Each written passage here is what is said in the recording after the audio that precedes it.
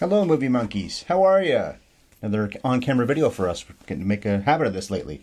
I'm Ryan Ellis, pointing as always. This is Bev, my wife. Hi. So, we're here to talk about Before Midnight, some corrections, although this time it's more a matter of follow-ups. We didn't really screw up this time that I could see. You didn't screw up once. Someone might tell us that we did screw up, but I don't think we did too often anyway. We're also going to talk about the Golden Globes. We're going to talk about Pinocchio, the Del Toro version, which we saw the day before the Golden Globes, I believe.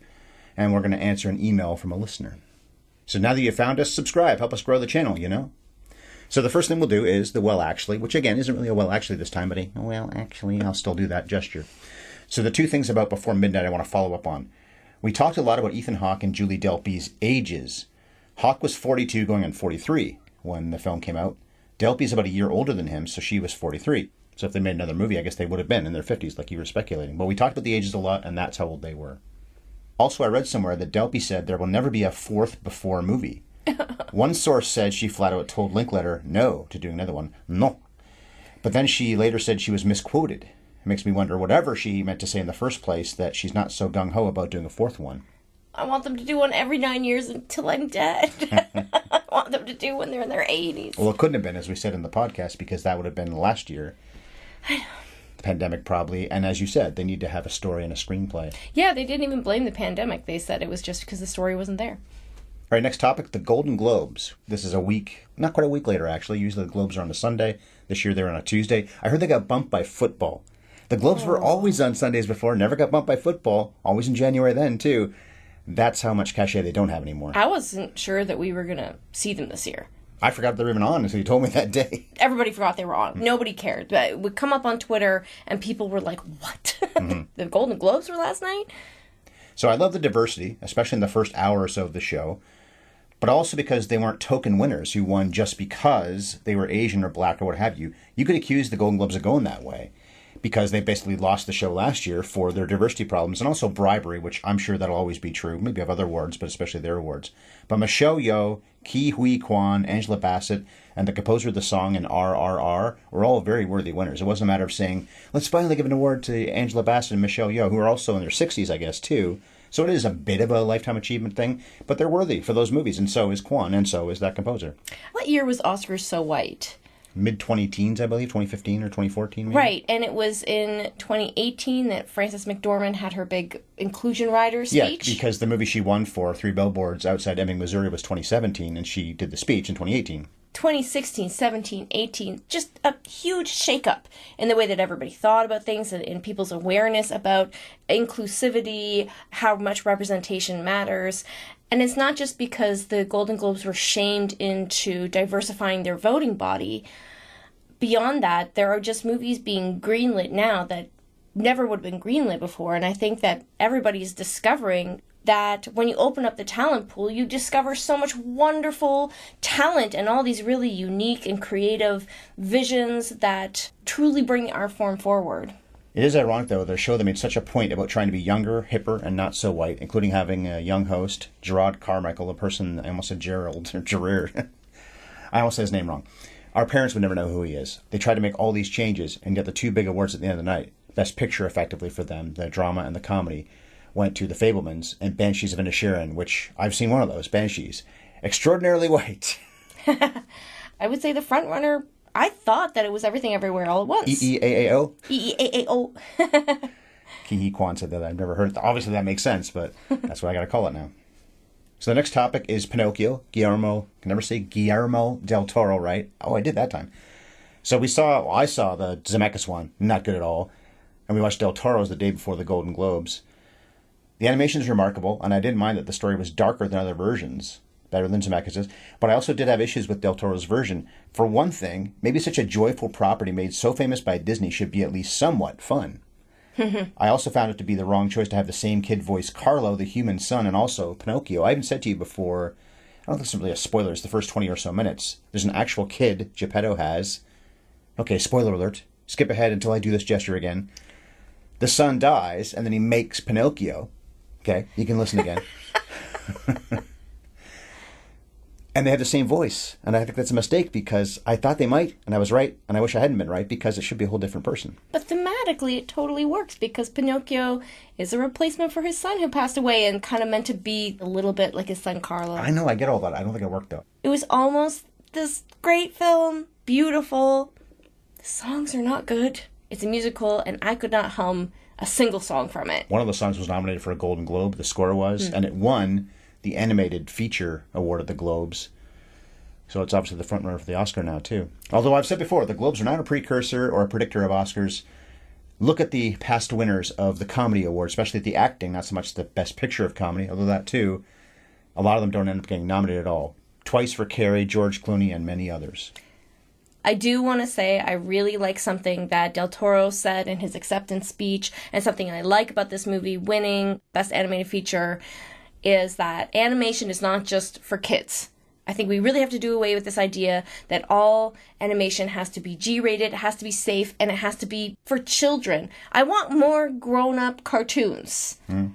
That was the way they were 100 years ago, and then Disney made it a kids thing. Yeah, it became like a marketing thing, and then everybody just got used to it, but there's no reason why it ought to be that way. There are some dark things in the classic Disney animated films, but it doesn't have to be. Including Pinocchio. Yeah, true. Good movie, recommend. It's on Netflix, but I wish it was a little bit better. But that's true about a lot of Del Toro films. Yeah, sums it up. Although I love him as a guy. I think the guy you see on camera is the guy that he is behind the scenes. I don't think he's fake anything. I could be wrong, he could be a big phony, but as a director, he's probably not. And he's like a Toronto guy. He loves Toronto. He shot Shape of Water up in this area. Okay, last topic is listener feedback.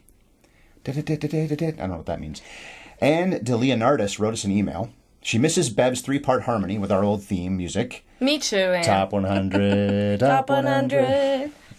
And wondered why, in our podcast about A Star is Born, that we didn't talk about Jackson Maine being drunk at the Grammys and ruining Ali's big moment. We also didn't talk about Gaga's La Vie en Rose performance. Well, Anne, I did acknowledge in that episode that I messed up the recording, and we had to do it again. We've also discussed that movie a lot since we saw it. Not so much since we recorded the podcast, I guess, but we had discussed it plenty of times, and we weren't sure what we'd said. Yeah. And we obviously forgot to say those things. I'm sure we said them in the first recording. Me too. But then we forgot. We didn't. 2 hours had passed. Who could say what we had said? Yeah. Our apologies, but a technical snafu forced us to record it twice. And we knew that would happen, so those are the things we left out. Apologies. That was one of those movies that we really talked about so much before we recorded and after we recorded. Kind of like before midnight. We said when we recorded the podcast, God, we could record 8 podcasts about this and never cover the same ground twice. Beyond that, Anne was very gracious in telling us how much she loves our podcast and looks forward to Mondays. She's the anti-Garfield. The cat. I hate Mondays. Do you like lasagna? Well, thanks, Anne. Appreciate that, Anne. So we'll close up the listener feedback thing, the mailbag, whatever you want to call it. So we'll play the Before Midnight podcast in a minute in its entirety. If you've already downloaded it, it's going to be the same thing with our graphic the whole time. But this is our, 3rd video we've done so far on camera. And all of our podcasts are going on YouTube now. So HYES Ellis, maybe you already know that because you found this one. But if you subscribe to us, you can just find, that's our channel. I guess that's how it works. That's our main page, if you will. I didn't know things like that before. I guess I found other people's main pages and then subscribe and don't think much about it, but that's the same with us. Go to HYES Ellis. Sorry, at HYES Ellis for our future videos and, of course, the ones we've done so far in 2023. We'll be back on Monday the 23rd with a chat about 28 days later. Probably an on-camera portion again, but at least the podcast will go up on YouTube. And we'll probably have some things to fix and some maybe new, well, we haven't watched a new one in the big screen in a while, but I think with our vacation coming up, we're probably going to go to the movies and see something new. Maybe The Fabelmans, because it's the front runner for the Oscar now. Although, again, the Globes are not a predictor of the Oscar. I don't think so. So a respectful Martin Luther King Day to all of you today. Check out my solo talk about The Defiant Ones last week, which discusses race relations. That's what that movie's all about. So I timed it with Martin Luther King Day, because I knew this podcast would have nothing to do with that Before Midnight. No connection whatsoever. Very white movie. Greek people, but then the 2 main characters are very white. So thanks for watching, and now we'll go ahead with the Before Midnight podcast. On with the show. Bev and I aren't the biggest foodies, but we know we ate better food and drank better wine than we ever had before or since when we were on our honeymoon in Spain nearly 10 years ago. Even the mediocre paella was better than most food we ever get here, and Toronto is a great food city. But the one thing they didn't have in Barcelona and they don't have it on the Peloponnesian Peninsula either, was Sparkplug coffee. Of course, they still don't have it today because Sparkplug hasn't gone global, but doggone it, wouldn't some of that have made our trip just that much better? It might have even helped to prevent the World War III level fight between Jesse and Celine in Before Midnight. They could have brewed some fairly traded Arabica beans right out of their bag of Sparkplug. They could have sat down with a Greek salad or something, taken a breath, taken some sips, and maybe then they could have worked it out. Or all that caffeine might have angered up Celine's blood even more and made the argument that much worse. Of course, it's not all about caffeine with Sparkplug. They have decaf and half calf too, one of which must be a staple in Ethan Hawke's coffee diet because he's always seemed a little sleepy, you know? Awake or not, I bet that consummate actor would have done his research about a foreign country and told you that these are the freshest beans in Canada. But it's not just Canadians who can go to sparkplug.coffee and start buying. Americans can too. Even Texans like Ethan Hawke and Richard Linklater, the director. If he happened to be, or they happen to be on a film shoot up here in Canada, he or they could get his assistant to order some and get it delivered to his luxury hotel absolutely free. It'll take a week or less to arrive, so unless he's shooting a movie in 2 or 3 days, he, they, whatever, can even order more than once. And both Ethan and any of you listening right now would be wise to become a member. Okay, Canadians and Americans, we just said that already. And thus, order more than once.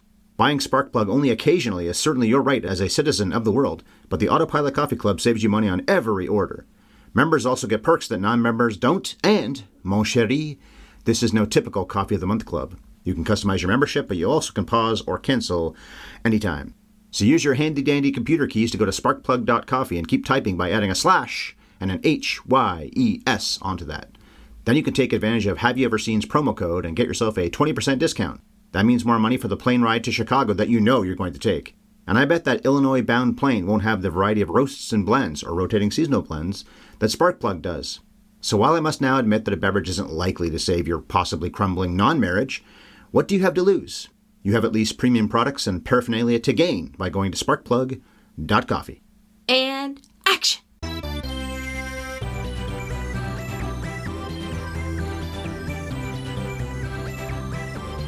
Have you ever seen Before Midnight? Hello, film connoisseurs, and most gracious thank yous for making the 486th dose of Have You Ever Seen a part of your January day. Up until a few weeks ago, we were known as the Top 100 Project. All that's changed is our name, our logo, and our theme song, which was composed by Bev's brother-in-law, Andrew Luther, by the way. So what we do is review classic motion pictures on this channel, and we also spoil them from the credits to the credits. I'm the creative writer who knows a good woman when he meets her, you know? Ryan Ellis. And here's that good woman, the fiery blonde who I love for many reasons, but maybe most of all because I can just talk to her. My wife, Bev. That's me. You know? We can just talk to each other so much that we had to start a podcast and broadcast it to the masses. The year this movie came out, we started this podcast. Oh my gosh. Okay, the coming attractions trivia for this week's picture. Bev's third choice in the month of Bev, Before Midnight, which of course came after Out of Sight. That was intentional. Rhyme time. This is a softball, but it's very fitting for every movie in this series. What's Celine's last line in Before Midnight? It's, well, it must have been one hell of a night we're about to have. They had many hell of a nights at her apartment in Paris and Before Sunset, and now this one. It's hard to say, though, where this relationship will go long term, because she's pretty furious. He isn't. She wants to keep fighting, it seems like, but then, I don't know what it is. Why does she finally seem to relent? I guess because the movie had to end. Maybe. I feel like it's ambiguous. It's ambiguous why she gives in. Or maybe it's not. Maybe it's simply because he's right when he says to her, you want the love of your life? Well, this is it. This is real. It's going to be messy. I'm not going to be perfect. You're not going to be perfect. You have to stop believing in fairy tales. Maybe her worst crime in this movie is that she seems to be ready to walk away. I was about to say unreasonable, but I don't think she says that many really unreasonable things. I think it's that she keeps threatening to leave, and he's like, we're not going to get anywhere. If you walk away, if you're truly not in love with me anymore, then it's over. But if you are still in love with me, well, this is marriage. They're not married, but this is love. I had taken a note early on in this movie that they're not wearing wedding rings in the long driving scene with the girls in the back seat who must be on some kind of knockout pills. There was drugs in the apple. They poisoned the apple. He was about to fall asleep because he ate that apple. Who took my apple? Oops. But they say explicitly that they never got married in the scene in the little Later chapel. on, that was the thing. I had a note about how I wondered why they didn't have rings on. Not that everybody wears rings all the time. Men often don't at all. not even women do all the time. I notice with our friends, actually, a lot of the time, the ones who I think generally do if they don't when we get together for trivia or a night out or a Christmas party, what have you. But they don't at all. And then, of course, the reason why is they admit in the shrine, where they're also talking trash and saying some pretty shitty things in the shrine, pretty uncouth. She does one of the sexiest things she does in this movie. Does the prayer hands and then licks her hands. Right. But does talk about how they're not married in that scene and the girls think that they are. Okay, Before the Makeup Sex. Played at a lot of festivals, then Sony Picture Classics put it out there for all to see 10 years ago, in June 2013. The budget was only 3 million smackers, so the $20 million worldwide gross was a tidy profit for Sony Pictures Classics. But Bev, a movie that's 10 years old, isn't exactly fresh in everyone's mind, although I think people know what these movies are basically about. But please give us a skinny on Before Midnight. We are catching up with Jesse and Celine 9 years after their reunion in Before Sunset. They have stayed together. They live in Paris, and they have identical twin girls.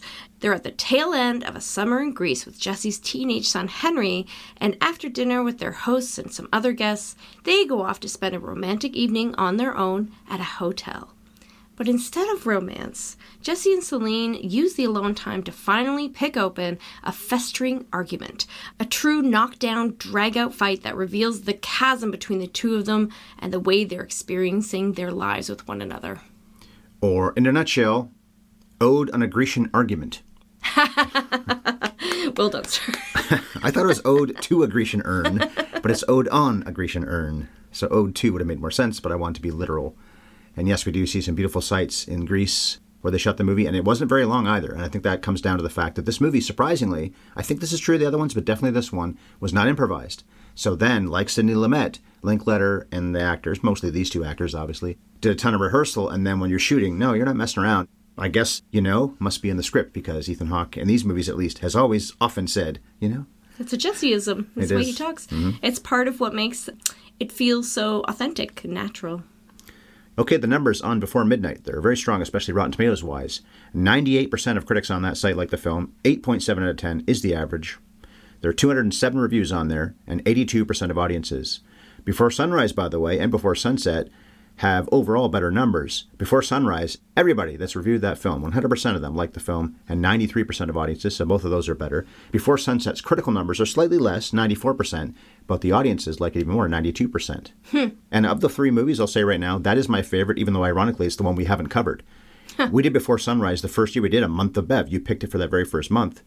And now here, 8 years in, you picked the third one, but it's the middle one I like the best, I think. I didn't at first. I liked it when I saw it in the theater by myself long before I ever met you. But it's one of those that stayed with me more with that great ending at the end. You are going to miss that plane. Oh, that is such a great ending. I know. And then we find out that they stayed in her apartment, drew the blinds, and fucked and fucked and fucked. After 9 years of build-up. I guess you would have a lot of fucking to get out of your system after that. We talked about all three films a lot when we covered Before Sunrise. We did, yep. We're going to talk about all three films, of course, again when we talk about Before Midnight. Chances are we are going to cover Before Sunset someday, especially if it's your favorite of the trilogy. It just means that we'll be covering these out of order, maybe not so appropriate since they definitely need to be watched in order, and I do not think you should watch Before Midnight without having seen the other two films. Definitely. You really need to see all three in order. Unfortunately, I never got around to seeing Before Sunrise until Before Sunset had already come out, so I didn't have that 9-year wait to age with the characters the way that I did in between the second and the third film. And it means so much to grow up with them. You and I are a little bit behind them. I guess I'm about 6 or 7 years younger than them, which would make you actually quite a bit closer to their age. Makes sense. To me, I always feel like they're on the cutting edge telling me what to expect from life now. Well, Hawke said, and I said this in Before Sunrise when we recorded that one, Before Sunrise is what might be, Before Sunset is what could or should be, and Before Midnight is what is. So, what will Before Lunchtime be?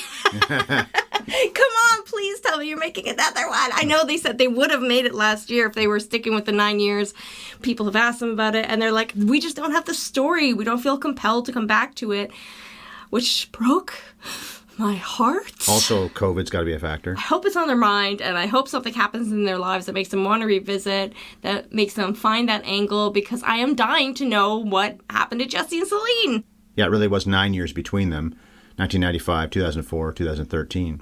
And we talked about how we interpret the ending this way or that. The fact that that ending is open to interpretation, all three of them, the endings, you're pretty sure you know what's happening in that moment, but you are left really wondering where they're going to be a month from now, 6 months from now in the case of Before Sunrise. The next day, maybe. The next day in the case of this, or even in Before Sunset. Their lives are very entangled. It wasn't guaranteed that they were going to get together after that sexy weekend in her apartment after he misses that plane.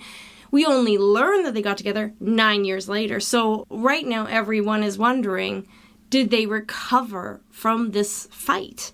Linklater, by the way, actually met somebody for real in Philadelphia and did what we see in the first movie, and that's what that's based on. Apparently she died in 1994, so she never saw the movie he made or knew that he made a movie at all about it.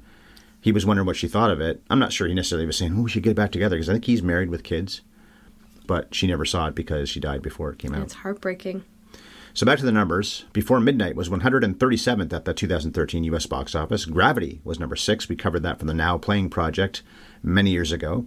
American Hustle and Wolf of Wall Street were one podcast together. They were 13th and 28th that year at the box office.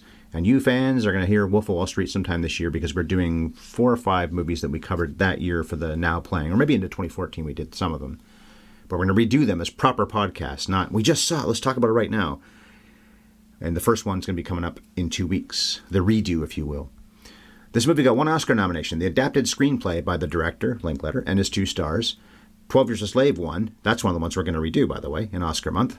And the 3 of them and Kim Krzan were nominated for Before Sunset as well, but not for Before Sunrise. So they've been nominated for these screenplays, which is interesting because I just said they weren't improvised, but you'd think that they are. So then you wonder, why the screenplay of all things? But when you know that at least this one was very prepared and very planned, it does make a lot of sense. Well, then if they were improvising, then that does count as writing. It would count, yeah. Mm-hmm.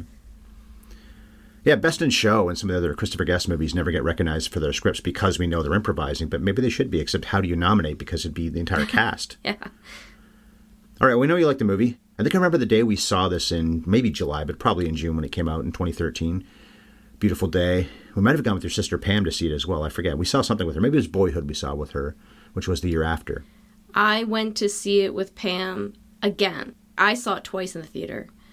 Once with you and once with Pam, because she said she wanted to see it, and I was telling her how great it was. Might have been Boyhood that we saw with her then. Well, anyway, your thoughts on, we've already talked about it plenty, but Before Midnight. I love this movie so much. I was so sure that I had put this film on my best movies of the decade list that we did back in 2019. But when I went back to check, it was just an honorable mention. I think I chose Force Majeure over this movie since they were both films about a marriage under threat. But it was a tough call. I could change my mind from one day to the next. I've seen this movie at least 4 times, from top to bottom. I've seen scenes individually, and I think it bears the distinction of being the last movie I ever did see twice in the theater. I adore the trilogy. I have such deep gratitude for the work and the care that this team has put into creating such real people who reflect us in this warts and all world. And this film, above the other 2 in the series, resists doing the easy thing, resists giving the audience what we wanted. We wanted another Jesse and Celine walking all night, expressing love. We wanted that comforting romance. We get some of it. I would even disagree. The romance is there, but it's just Jesse trying to make it happen. And well, they Celine walk and talk. Thwarting her. They do walk and talk. The relationship is there, obviously. Because instead they gave us this nauseatingly honest look into what love actually looks like 9 years later. I think most couples, when you're together for a long enough time, they're going to have fights like this. Not every day, not even every year. But this is just what living with another person looks like sometimes. I nutshell the movie with a joke, Ode on a Grecian Argument. I think I can nutshell it with not a joke in saying, and I made this reference in the Sparkplug sponsor, what happens next, by the way, we'll do it right now. They are going to go to Chicago. And I think she knows that it's the right thing to do because she loves Hank, his son, her stepson, as much as Jesse does, maybe even more. Hank calls her when they're in the hotel room that night. Doesn't call Jesse. Doesn't have to speak to Jesse. He does love him. They say they love each other before Hank gets on the plane at the beginning of the film, which is also interesting because the first 2 characters we see are Hank and Jesse, not Jesse and Celine. She criticizes the ex-wife many times over. She thinks that woman's a terrible mother, so she needs to be there for Hank, a boy that she truly does love, even though he's not her son. But she doesn't really want it, of course. She has job opportunities. She wants to stay in Europe, probably wants to stay in Paris. She spent a couple years in New York with Jesse as it was, And I suppose she got to know Hank that way. But I think it comes down to responsibility. But she's fucking pissed off that she knows it's the right thing to do. But I'm not going down easy. And I don't think she's going to break up with Jesse. Ask me that tomorrow, I might feel differently, by the way. That's one thing about this movie. We said it when it was over, when the credits were playing, that if we watch this again tomorrow, we might say different things. There might be times I would watch the movie and feel like, it looks like they're going to go back to the room and just get it on. But maybe not even. And yet another day I might say, this is going to be the long-lasting relationship because she's mad now, but she won't be forever. But in this moment, the past week, I don't think I've really changed this opinion. This is all about the fact that she knows the responsibility and the right thing to do is to go back to America, but she doesn't want to, and Jesse's not getting off that easy. Is that what's right to do for their daughters, though? No, that's why she wants to raise her daughters, and she thinks he's going to leave her. I think part of the reason she's angry is because she feels this insecurity that if he left his wife and child once, he could do it again. He could do it again. This would give him an excuse to walk away from his responsibilities. He's already maybe not a half-assed dad, but she called him Captain Cleanup. Well, two things on the drive. It isn't a big deal, but he does take the one kid's apple who did want it when she finally wakes up. Where's my apple? And he drove past the ruins that the they kids wanted to see. Mm-hmm. Which, in both cases, he's right. Let them sleep. They'll go see the ruins another day. And as they say later on well, the they're film, leaving the next day, aren't they? Or a couple days later? Yeah, but they say they'll see it on the way to the airport. Also, it's Greece. It's all ruins. Everywhere they go, it's just one ruin after another. So, yeah, they want to do it. But if we woke them up, they'd be grumpy. They would hate it. Yeah. They'd be miserable about it. So that's the right decision. And him eating the apple, I mean, what parent doesn't clean up their kids' leftovers all the time? It was already getting brown when he was eating it, so it would have been even browner. He didn't do anything wrong. So I side with Jesse on this, much like but I it's side a with little Celine bit, on many things. And film language, though, that's a little bit selfish. Not a lot selfish, but a little bit. Maybe she wouldn't even be criticizing his choices, except that fight starts the second he leaves the airport and gets in the car with her. She knows they're going to have this fight because this happens every time he says goodbye to his son. So she knows this is coming. She knows he's going to want to move to Chicago. And she is tired of compromising her life for him, and she feels like it's very unjust, and that she has made many more sacrifices in her life than he has. And it starts with little things like cleaning up, packing the girls' bags, taking care of their home while also working full-time, instead of playing guitar and writing songs and things that she was able to do when she was young and free and in her 20s or early 30s. He doesn't make this point, but I'm guessing that those books did well enough that he's been the primary breadwinner for a lot of the time, Another thing that might be eating at her, too. She's bothered maybe that he's more successful than her. She's bothered that she was the inspiration for both of those books. So he exploited it. What did they say? His third book didn't do so well. His third book that had nothing to do with her. You could never say she contributed to that third book. Well, that's not exactly flying off the shelves, but the two books that borrow her ideas and her essence are the books that are doing well, but he gets all the credit. There's the moment where the woman at the hotel reception desk wants her to sign. She's like, no, I won't sign it. And it becomes this big point of contention until he finally shoves it in front of her. It's like, just do it. What's wrong with you? It's just one of the many acts of passive aggression. But you can tell that she is so sensitive about those books. She talks about it in Before Sunset because she says to him, it is so strange seeing myself inspire a character in a book. And her interpretation is very different. That's right. He's already written about her even in that movie. Yeah, so she says, not the complaints that she has in Before Midnight, that she feels like it's this invasion of her privacy, and she's like, you can never use me in a book again, and that goes for the girls too, implying that he did something wrong. In this one, she's saying, it's so weird to see myself in the book and to see the person I used to be. It was more like seeing myself through your eyes and seeing the idealistic, romantic optimist that I was when I was, 21 in the first? Probably about that. Very early 20s, right at the beginning of their lives. They're just all potential and they're just little puppies, right? And she says, seeing that version of myself through your eyes was so eye-opening to how much I've changed since then. So it must have been pretty accurate in the book then, to what she really was. Yeah, and she doesn't seem hurt or bothered by being presented in the book, by being written about. Now, of course, at that point, nobody knew the book was about her.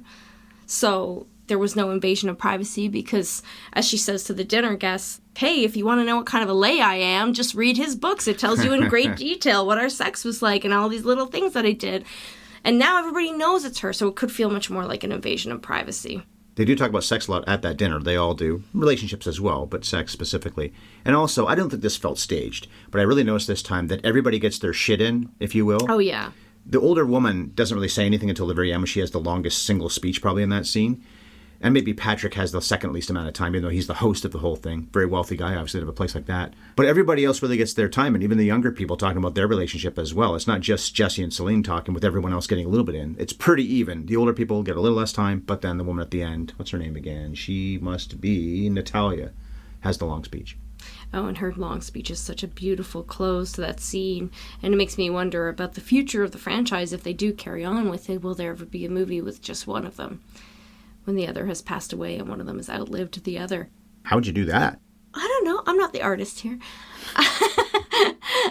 But every couple at that table is kind of a representation of a Jesse stage of and life. Celine. Yeah. A stage in life, right? The young, like the middle-aged, the old. Mm-hmm. I guess Jesse and Celine are middle-aged-ish, but they don't seem like they are even. Julie Delpy doesn't look quite as Maxim top 10. She made some kind of list like that at one point in her life. And it's not like she looks bad in this. Of course she doesn't. She's actually topless for a while in the scene when they first get to the hotel, and he's trying to get it going right away.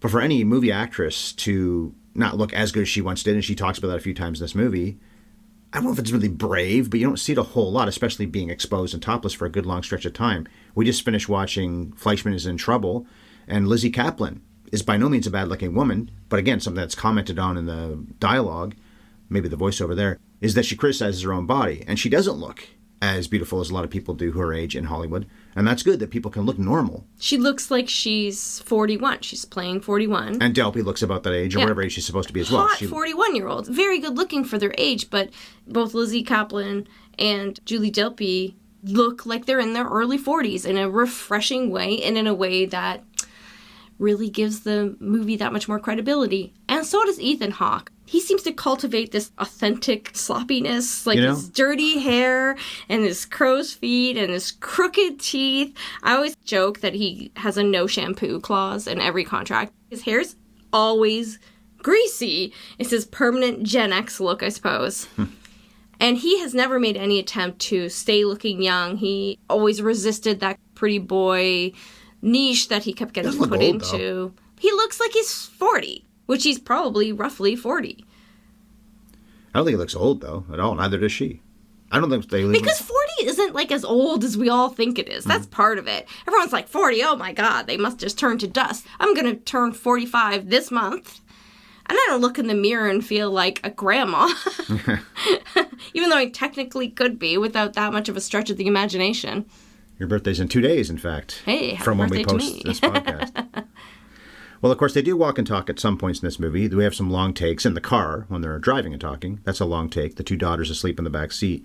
Apparently, they're Nina and Ella, and their names are supposed to be based on Nina Simone and Ella Fitzgerald. Oh, I love it. Nina Simone makes a ton of sense, of course. Ella Fitzgerald, maybe they talked about her in one of the previous movies, I don't recall. Nina Simone, we know, is a reference to the second movie, especially when Celine is playing one of her songs at the very end in her apartment.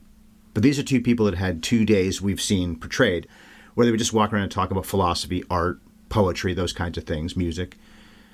That concept is a little bit pretentious, but these people are smart. They're not as smart as they probably think they are, especially when they were younger, but they're also not completely full of shit either.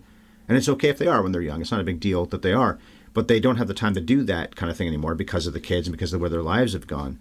That's why you would say they don't really do the walk and talk. Well, when they go to the hotel, that whole long take. I thought maybe that was an entire unbroken take, by the way, because there were a ton of unbroken takes in Before Sunset. Maybe not as many in Before Sunrise, I don't remember. But that shot is not unbroken. We do see some cutaways to other things, and then they cut to behind them, which makes sense. It's pretty impressive if they could have done a 5 to 10, 15-minute take with no cuts whatsoever. I wouldn't have expected that. How long is that oneer when they're in the car near the beginning? That might be, yes, but the walking... It is. Okay, but the walking isn't quite that long. It's still impressive, but I thought maybe it was going to be the entire scene where they go from Patrick's place to the hotel, and it's not unbroken. I'm not trying to criticize it, it's just not that long. They probably tried to change location. They probably were just... Well, it's also probably flub lines. Oh, sure, yeah. This is a beautiful location, though, incidentally, and the cinematographer, Christos Voudouris, I guess is how you say his name, he got some great light in this movie. He mostly had shot shorts before. I think it's a lot of Greek films, but nothing else in his resume really stuck out to me all that much. But this is a good-looking movie. We saw it on Prime, incidentally. We own the Blu-ray. We had a technical problem with the audio, which we've now since fixed for future movies we'll do. The movie wasn't nominated for any awards, and maybe it shouldn't have been, because you are just taking advantage of Greece's beauty to a huge degree, but it was a good-looking film. And after the long car scene, I think it's the very next shot, or soon after anyway, where Jesse's sitting around with the two guys talking about his books, and they're not doing anything else. But the women inside, they're talking about things, but they're making food. I think he maybe does make food in their normal lives. I don't think he does. But certainly not regularly. Yeah, she certainly can't count on him to. Obviously, she's like the CEO of their home life. And obviously, there is not a good balance between their responsibilities, and she's doing more, and she is at the end of her rope and absolutely ready to lose it. But they're in Greece. They're in this beautiful, pastoral, idyllic place where the past is everywhere, but it's in ruins. And everywhere you turn is another crumbling stone wall, a chapel from the Byzantine era. History is everywhere, but it's also a very old school country that's stuck in the past, misogynistic place with traditional gender roles, and a reminder of the way things used to be puts people in the mind of where they may have fit in that ancient society. Would they have liked it? Maybe Jesse is sitting there in Greece thinking, gosh, I wouldn't mind putting my feet up and drinking grappa outside with the boys while the women Maybe he's thinking that. He is thinking that. He's totally, well, he's living it, right? Yeah. And that's what she says. I'm making all the Greek salads that you're shoving in your mouth like a pig. She spent all summer waiting hand and foot on the men, and this is the roles that they've all fallen into, but it's also the roles they've fallen into in their lives. And I know a lot of couples, even our age, who have this exact argument all the time. I know that during the peak of Me Too and the whole overdue reckoning, there were a great many articles and books written about the way Jesse's inability to pack a suitcase or Celine's inability to take a break from her family to play guitar.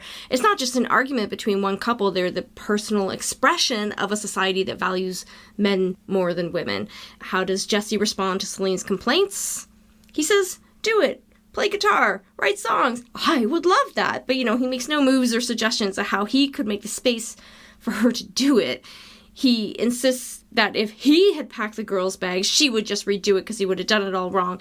This is a documented strategy called something like feigned incompetence or strategic incompetence. It's a thing that people do, let's face it, the men do, to get out of tasks that they don't feel like doing so that the women in their lives will just be like, oh, forget it, give it to me and I'll do it. And that's how they get out of all of this extra labor. Of course, when Celine will not let it go, she will not let the fight die. And he finally is forced to respond to her because a lot of what he's doing through this whole film is deflect. I don't feel like having this fight. I don't feel like listening to her complaints. She's not getting through to him. This is part of the reason why she has to keep ramping it up, because the passive aggression isn't getting through to him, and then the little snipes aren't getting through to him. The little comments she's making at the table in front of everybody else, that's not getting through to him. What does she call him? The closet macho. To point out, hey, listen, you're just as bad as these other guys. Just because you look enlightened, just because you dress like a hippie, doesn't mean that you're not a misogynist. And so when she ramps up the fight to finally just get right in his face and threaten him, what is his response? He calls her crazy. It's funny, when I saw this movie in 2013, of course, I loved it, and of course saw all the complexity, both sides of the argument, but I left feeling like the movie was really hard on Celine. I thought, wow, she's kind of the villain of this movie. It's surprising. I wonder what they're trying to say by making her so impossible and acerbic and mean to Jesse. How could she be so mean to poor Jesse? This artist. And now, post Me Too, and maybe myself being 10 years older, I interpret it the complete opposite way. Again, totally nuanced. I don't hate anybody in this movie. But I think, wow, this movie's really hard on Jesse. They're making him look like a loafer who doesn't do shit to help his wife, who just lets her throw her life away to make his easier. And then when she tries to confront him about it, he gaslights her. He calls her crazy. If they were making the movie today, they could never write that line. Jesse would never speak like that to her because I think he's too aware of the world, and he would have paid attention to Me Too. He would have read the articles and never, ever called her crazy again. A movie would do that, but maybe not this character in this movie. I don't think Jesse would. Through all this, I'm hearing my dad say when I was younger, maybe he still does it now, I haven't heard this in a long time, but to my mother, don't start your bullshit. Whenever she was objecting to anything he did or said, it was always, don't start your bullshit. Yeah, just dismiss her. This is bullshit. Everything you say is bullshit. When you do this, it doesn't mean that I did something wrong. It means that you're being annoying. And my dad was the breadwinner, so there was an arrangement with them when I was growing up. But now, when he's got a lot of physical issues. He needs her more than she needs him. Oh, by a mile. Yeah. She does everything for him, for sure. She did to my youth, if you think about it, but it wasn't quite so obvious. He could have done things then. He just didn't. So the character that Jesse's described as is nowhere near as bad as my dad could be a lot of the time, and many other fathers. And like you said, these Greek guys. Patrick's a very nice guy, but maybe with his wife, he was very similar to these other things. It would have been more a matter of, well, of course she's going to take care of the kids and do all of those things.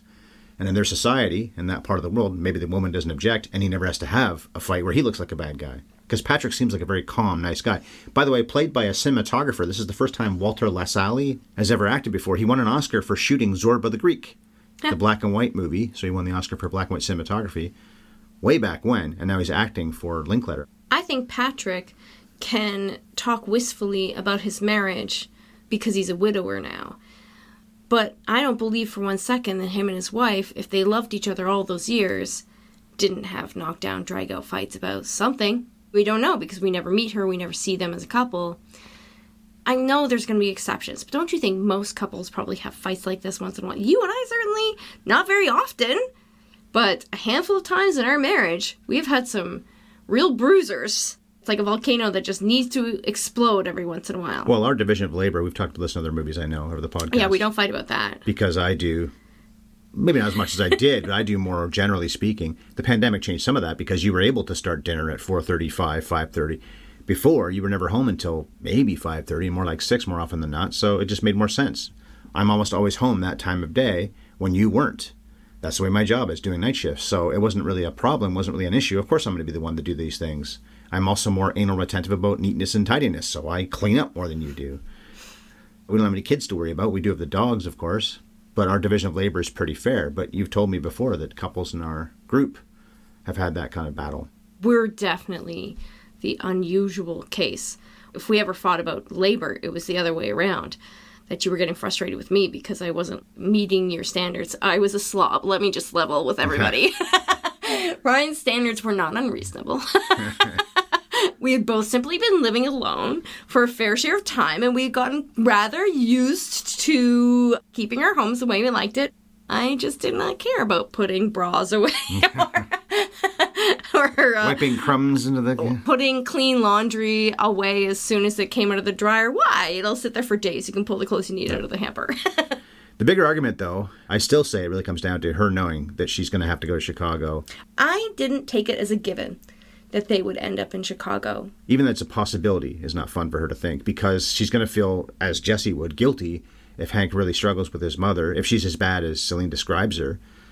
Jesse defends his ex, but then that's also sometimes I think what happens. You may be the one who's more angry at her because he's the one that lived with her. He was the one that divorced her.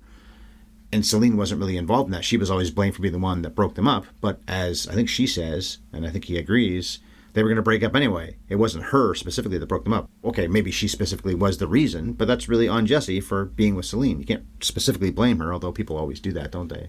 But it comes down to what often happens in movies anyway, maybe not in reality so much, cheating. He never admits to the cheating that she accuses him of. The movie seems to be saying he definitely did it, because you said deflects. He absolutely deflects. He never says, I didn't do it. She says, swear on our daughters that you never slept with that woman. And he doesn't. Could just swear on his daughters, but instead he's like, this is stupid. He obviously did, but she doesn't really aggressively deny that anything happened with her and her ex-boyfriend, whose mother's funeral she went to. An interesting thing in this movie is every time he accuses her... It's always sucking cock. It's always sucking cock. You totally suck that guy's cock. You definitely suck that guy's cock. I'm like, why is he obsessed with this? Maybe it's just like a Jesse thing. Maybe it's an homage to the movie Clerks. Maybe it's this weird thing that men have where they think that women get something out of sucking cock that we don't. But I also think it's funny that the act he keeps accusing her of doing is a very selfless act that she gets very little out of. Her taking care of another man is what upsets him more than the idea that she might be getting pleasure from another man. It's also something that's just quick and easy you can just do and maybe part of it. But she's got time.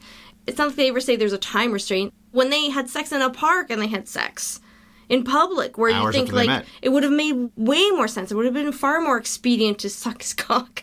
But that's not what they wanted to do because they were in love and they wanted to have this intimate experience that they could both enjoy. So they had sex in the park. Maybe she only fucks guys she cares about. But then why would that make him jealous then if she's sucking cock with these other guys? 'Cause Or some maybe guys- they've been married so long that she doesn't go down on him anymore. Could be that. That's why he's So jealous. you'll suck his you cock won't and suck- not mine. Yeah, I bet that's the implication. Another part of this is that a lot of guys out there are way more bothered by the notion that the wife does anything sexually with the guy, even if it's something that's not as big a deal as having actual intercourse. A lot of guys would be way more bothered about that than they would be if they found out we connected for a couple of hours like you and I did a long time ago. Not even as serious as that even. We listened to a record or watched a movie or something like that, and I felt like this is the guy. The scene in Eyes Wide Shut when she describes the sailor. The sailor, she never even met him. That was a sexual thing, obviously, because she wanted to fuck him and then go off with him and just leave her family. Fantasy, but that was what she's saying to Cruz she at least thought about doing. And that drives him so crazy, just the thought of it, which she didn't even do, that he tries to cheat on her and never does. And of course, that's one of the great jokes of Eyes Wide Shut is that Tom Cruise, in his prime, trying to get laid, can't in that movie.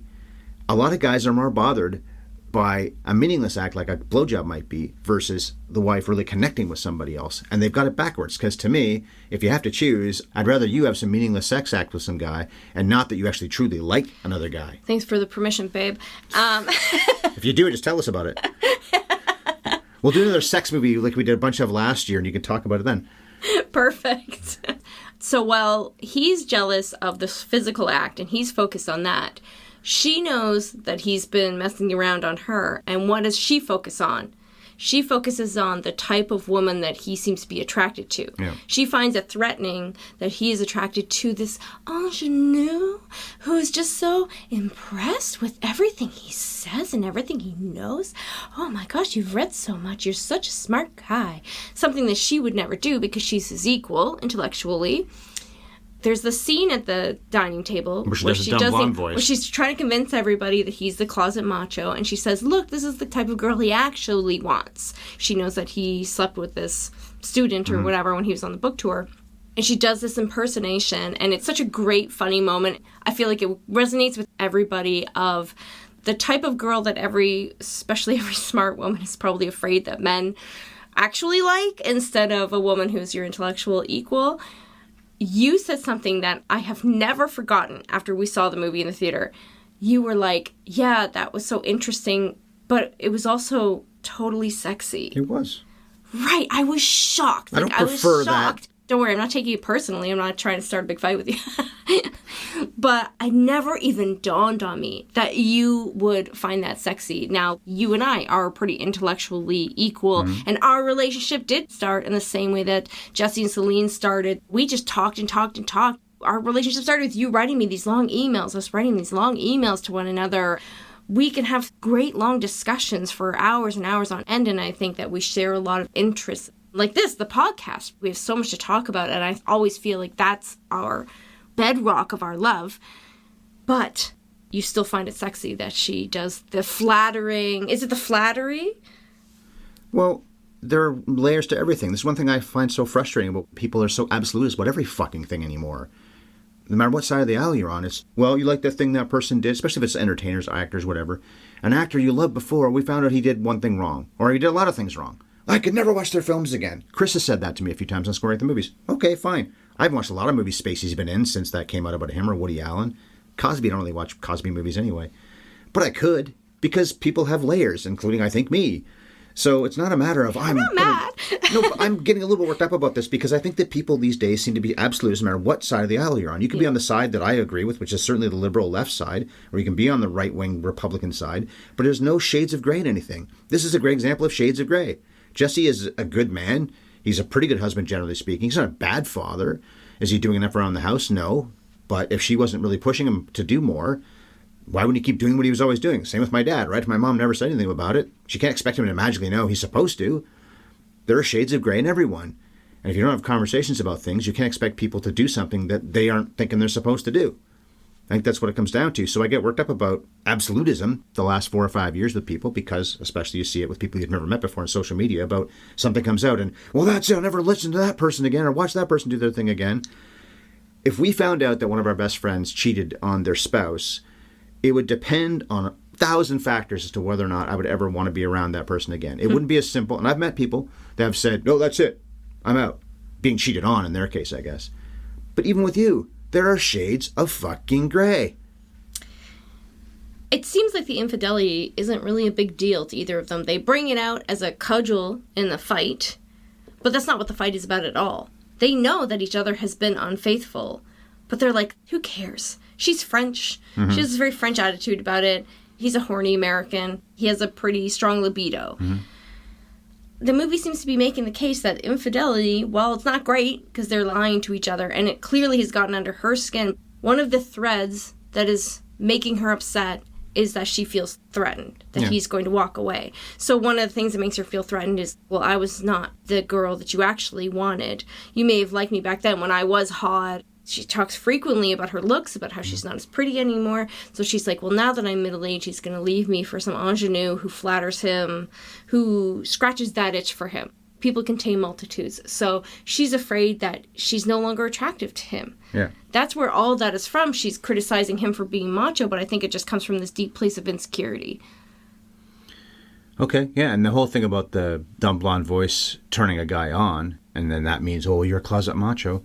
I don't think I'm a closet macho, but if that's the absolutism that somebody wants to say about me, then fine. Paint me with that brush then. But I can say that kind of thing could turn me on, but then this kind of conversation can even more.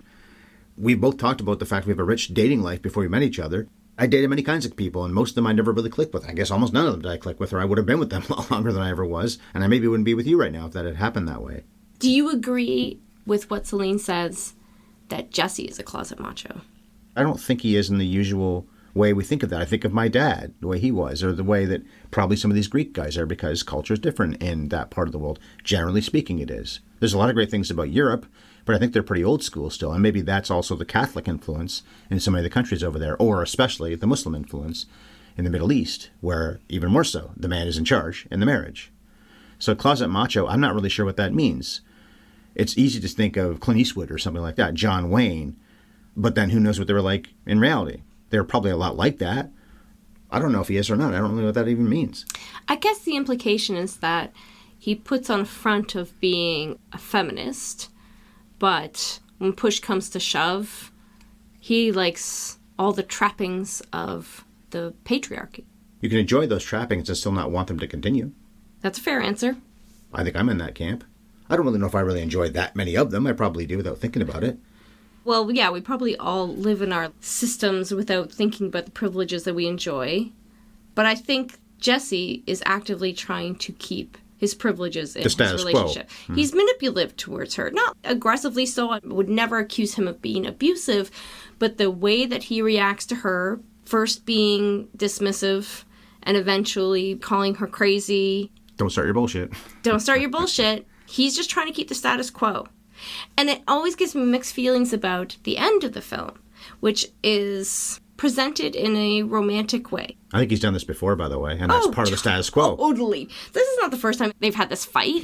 But I mean, he's charmed her the way he's doing it. Maybe it's a little different. He's trying to do it the whole movie. This whole movie, he is just trying to crack wise, hold her hand, watch the sunset. I like that scene. They're both watching the sunset. Very slowly but surely it goes away. And when it does, there's a look on both their faces. They're not facing each other, of course. Effectively, they're facing the camera.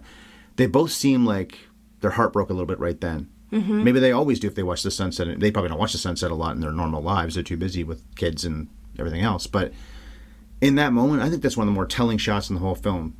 Not that you smile when the sun goes down necessarily, but they seem like they're more sad than they should be about something that happens every single day, the sun going down. It's the end of their summer. It's the end of their peace, because they have this fight at the end of every summer. Okay. Every time Henry goes home. She keeps trying to avoid going to the hotel. She keeps trying to cancel this romantic date because she knows as soon as she's alone with him, she's not going to be able to hold it in anymore, and this fight is coming. So there's a lot to be sad about when that sun goes down and they have to retreat to the room and this fight has to start. That's it. Well, she also says on the walk, would you still talk to me on the train? Meaning the first movie. That's a good question. I'm sure a lot of people have thought about that. They probably don't have the debate or the fight. Because if you ask that question, even nicely as she does in this movie, you are asking for the person to say something you don't want to hear, which is what he does. He doesn't say immediately, yes, I would. Because if you ask me that question, would I guess in our case, hit you up online, because we met before in person, but then we connected online through a dating site. Of course I would. My answer to that is the automatic, yeah, I don't regret that at all. But I can also understand his notion of not necessarily just saying, yes, dear, of course I would. Because that was such a spur-of-the-moment thing. maybe that's part of what's going on with him, is that he just did something he maybe wouldn't have done with anyone else. And if I recall, in Before Sunrise, he just got dumped. Just got dumped. Yes, he's heartbroken. So he would went he to do- Europe to follow a girl Yeah. and then got dumped. And what would he have done if that hadn't happened? So that's a very open but also loaded question, and probably a mistake for anyone to ask. She's just giving him a layup. Yeah. Just say yes, Yeah. sir. He does talk about, though, that the grandmother died that day. I forgot that that's part of this movie. It's not a big part of it, but when he gets a call early on, I'm watching that scene thinking, okay, is this supposed to be the girlfriend that I know was going to come? Because I know part of the movie, of course, was that he cheated. But no, I guess it's the call from his father saying, my mother, your grandmother, died. And he isn't that heartbroken about it. But then again, she's an older lady, and he just found out. And it's not like he's at the funeral. Grandmother dying is the reason she didn't meet him on the train platform Oh. 6 months later. Right. She was supposed to meet him. She had plans to meet him there, but then her grandmother died and she just got caught up in that. She had to go to the funeral. There was no way she could go to Vienna on this date at this hour at this time. But he did. But he did. I mean, that's such a big part of Before Sunset, is them talking about how that changed their lives. After that meeting and after it didn't work out, they could never really believe in romance again because they didn't reconnect. Right. She also asks him, will you be able to put up with me for another 56 years? Because they're talking about how long his grandparents were together. I don't think the math works out for us to be together, you and I, that long, because I was late 30s when I met you, and married you 10 years ago in a couple of months. Just keep eating your vegetables. I'll be very old, and you will too, by the time 65 or 56 years go by. The way my body feels now, I don't know if I want to live into my hundreds. I'm not sure the planet will be livable Yeah. in 56 more years.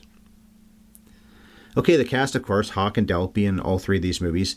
The only movies we've covered with Ethan Hawke that I can see, by the way, are Before Sunrise, Before Midnight, and Before The Devil Knows You're Dead. So we've covered 3 Before films, but I forgot that the other one is that one, which we covered last year. And he often works, and has worked more in the past, I guess, with Richard Linklater. Delpy was in all 3 of the 3 color movies, so the red, white, blue Kieslowski movies, we covered those quite a few years ago. Seamus Davy Fitzpatrick, who plays Hank just in the beginning, was Damien in the Omen remake several years before this movie came out, and was also in Moonrise Kingdom. And the daughters are played by Charlotte and Jennifer Pryor, who had never acted before or have since. I got to read this name off. This is Natalia. Her real name is Xenia Kalogerapoulou. I don't know if I said that right. Kalogerapoulou. What a great name. And also Yanis Papadopoulos is Achilles. I think he's the younger guy, because it's Ariadne and Stephanos are the 2 middle-aged people. Ariadne's name is Athena Rachel Sangari. Great names. The director, Linklater, we covered Before Sunrise. We haven't covered these movies, but they're 2 of my favorites, if not my 2 favorites he's made.